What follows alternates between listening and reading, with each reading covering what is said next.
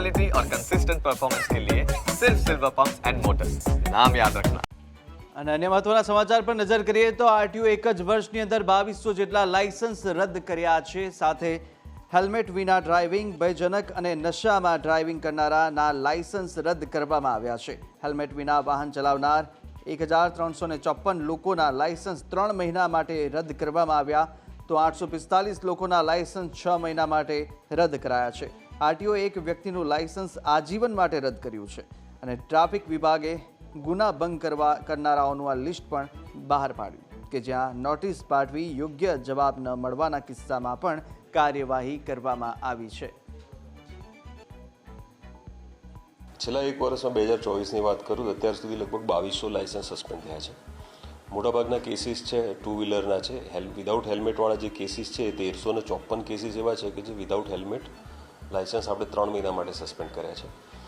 તે સિવાયના કેસીસ છે એની અંદર રેકલેસ ડ્રાઇવિંગ છે, પ્રોહિબિશનના ગુના સાથેના લાયસન્સ છે, ઓવર સ્પીડિંગના છે, ડેન્જરસ ડ્રાઇવિંગ છે, ફેટલના કેસીસ છે, મેજર એક્સિડન્ટ થયા હોય એવા કેસીસ છે। એવા કેસીસમાં પણ પોલીસ તરફથી જે રિકમેન્ડેશન થયું છે એવા કેસીસમાં પણ લાયસન્સ સસ્પેન્ડ થયા છે। કુલ અત્યાર સુધીમાં આ વર્ષમાં 2200 લાયસન્સ સસ્પેન્ડ થયા છે। અમદાવાદના આરટીઓમાં રોજ જેટલા પાકા લાયસન્સો ઇસ્યુ કરવામાં આવે છે તેમાંથી અંદાજિત 35% લોકો જે છે તે ડ્રાઇવિંગ ટેસ્ટમાં ફેલ થતા હોવાનું સામે આવ્યું છે। અમદાવાદમાં 3 આરટીઓ આવેલી છે। અમદાવાદ જે આરટીઓ છે શાહીબાગ ઉપરાંત વસ્ત્રાલ અને બાવળા 3 આરટીઓમાં વિવિધ લાયસન્સની કામગીરી જે છે તે કરવામાં આવતી હોય છે। તેમાંથી સૌથી હાર્ડ જે ટ્રેક છે તે અમદાવાદનો માનવામાં આવે છે અને અમદાવાદમાં જે પણ લોકો પોતાના પાકા લાયસન્સને લઈને ડ્રાઇવિંગ ટેસ્ટ આપવા આવે છે તેમાંથી 35% લોકો ફેલ થતા હોવાનું સામે આવ્યું છે। અમદાવાદ આરટીઓએ જણાવ્યું હતું કે જે રિવર્સ કરવામાં આવે છે કાર તેનો ટેસ્ટ સાથે સાથે જે આંઠડો પાડવાનો હોય છે તેમાં સૌથી વધારે લોકો જે છે તે ફેલ થતા હોય છે।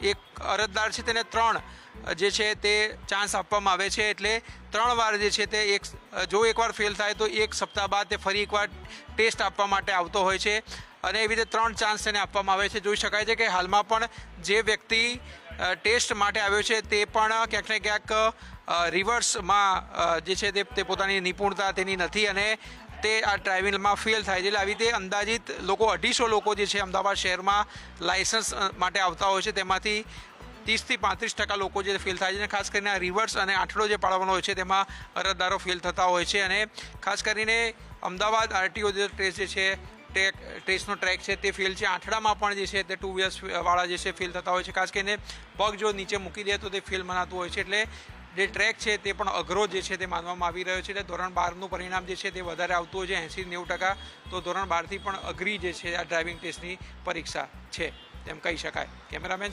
નરેશ બુટિયા સાથે આશુતોષ ઉપાધ્યાય, ન્યૂઝ કેપિટલ, અમદાવાદ।